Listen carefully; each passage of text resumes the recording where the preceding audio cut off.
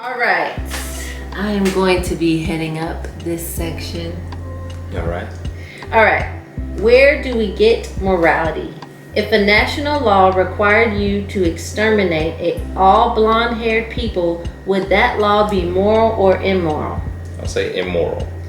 If the law of the majority required you to exterminate all blonde-haired people, would that law be moral or immoral? I would say immoral.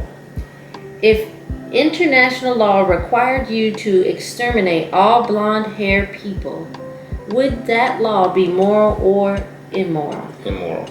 Is there a law that would protect all blonde-haired people from the majority national or international law? Yes, there is a law. And I'll say, the law in the Bible that Right. we have. That's the only other one. Otherwise there'd be no other law. Everything turned against and said we exterminate people like that, then there would be no other law than what the Bible says. Right. People against people, there's nothing else other than to look up to the higher power. Right. So what is it? What is that law? In the Bible. Yes. And where does it come from? It comes from God. Right. All right, we had our guest exit. They had to leave, but we will continue with our study. Morals must have a moral lawgiver. Did moral law require Nazis to disobey the German law to exterminate the Jews? Yes. Does moral law require a moral lawgiver, someone to create it? Yes. Wouldn't it be dangerous for moral law to come from one person like Hitler? Yes, it would. Wouldn't it be dangerous for moral law to come from one nation like Nazi Germany? Yes. Wouldn't it be dangerous for moral law to come from an international body like the United Nations? Yes, it would be dangerous.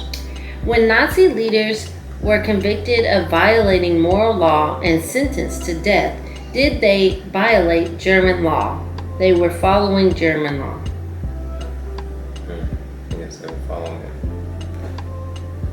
So, no. No, they did not violate the German law because the German law was changed. Right. When Nazi leaders were convicted of violating moral law and sentenced to death, did they violate international law? There was No, they did not violate international law because there was no international law at that time. When the Nazi leaders were convicted of violating moral law and sentenced to death, did they violate U.S. law?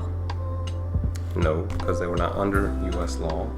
By what law did the Nuremberg trials convict the Nazis? Well, it was the moral law. Right, they stated that on page 9. Nazi, how do you say this name again? What? Nuremberg trials? Nuremberg trials. On July 27, 1946, Sir Hartley Shawcross, Chief Prosecutor of the United Kingdom of Great Britain, asserted the bias for human behavior. Ultimately, the rights of men, made as all men are made in the image of God, are fundamental. And in the Nuremberg trials, 1946, Chief Justice Robert Jackson said, as an international military tribunal, it rises above the provincial and transient.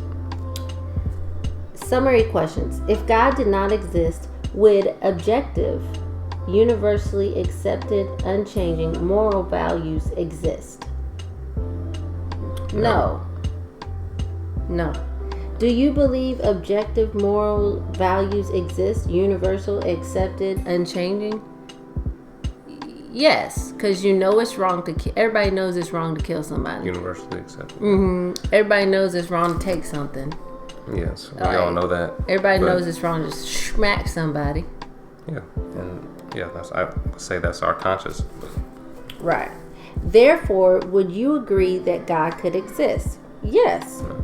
Because does evil exist? Yes. What is an example of evil? Anything that goes against, it's really anything goes against any law. Something specific, please, for the audience. Evil, I would say killing. Okay.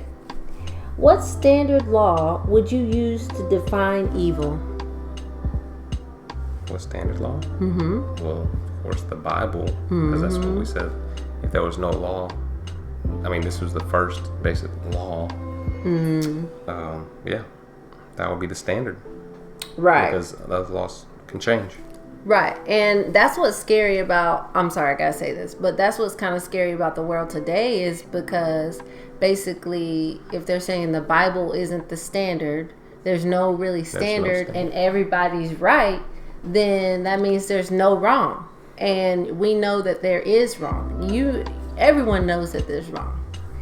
So, anyways, does the existence of good require the existence of evil? Yes. Yes. What standard law would you use to define goodness? What standard? What law would you use to? The Bible's law. Right. Once again, everything else can be changed. Okay. All right, hope you enjoyed this section. We're going to the next section, so check out this next video.